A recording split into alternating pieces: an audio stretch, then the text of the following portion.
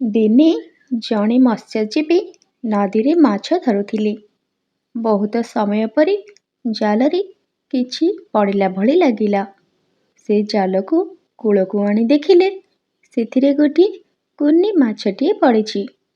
ମାଛଟି ଛଟପଟ ହୋଇ ବିକଳରେ କହିଲା, "ମୋତେ ଛାଡ଼ିଦିଅ, ମୁଁ ବହୁତ ଛୋଟ, ତୁମର କୌଣସି କାମରେ ଆସିବି ନାହିଁ। ତୁମେ ମୋତେ ଛାଡ଼ିଦେଲେ ମୁଁ ମୋର ସବୁ ସାଙ୍ଗମାନଙ୍କୁ କାଲି ଆଣି କୂଳକୁ ଆସିବି। ତୁମେ ଅଧିକ ମାଛ ପାଇପାରିବ।" ମାଛ ଧରାଳି ମନେ ମନେ ଚିନ୍ତା କଲା, ସତରେ ଏତେ ଛୋଟ ମାଛ ମୋର କିଛି କାମରେ ଆସିବ ନାହିଁ। ଆଜି ମୁଁ ଯଦି ୟାକୁ ଛାଡ଼ିଦେବି, ନିଶ୍ଚୟ କାଲି ବହୁତ ମାଛ ଧରିବି। ଲୋଭୀ ମାଛ ଧରାଳି ମନେ ମନେ ଭାରି ଖୁସି ହେଲା। ତାପରେ ସେ କୁନି ମାଛକୁ ଛାଡ଼ିଦେଲା।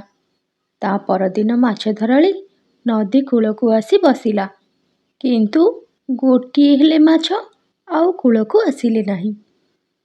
ଚତୁର ମାଛଟି ନିଜର ଉପସ୍ଥିତି ବୁଦ୍ଧି ଯୋଗୁଁ ନିଜର ଜୀବନ ରକ୍ଷା କରିପାରିଲା। ପ୍ରତିଦିନ ଏହିପରି ସୁନ୍ଦର ସୁନ୍ଦର କାହାଣୀ ଦେଖିବା ପାଇଁ ମୋ ଚ୍ୟାନେଲକୁ ସବସ୍କ୍ରାଇବ୍ କରନ୍ତୁ।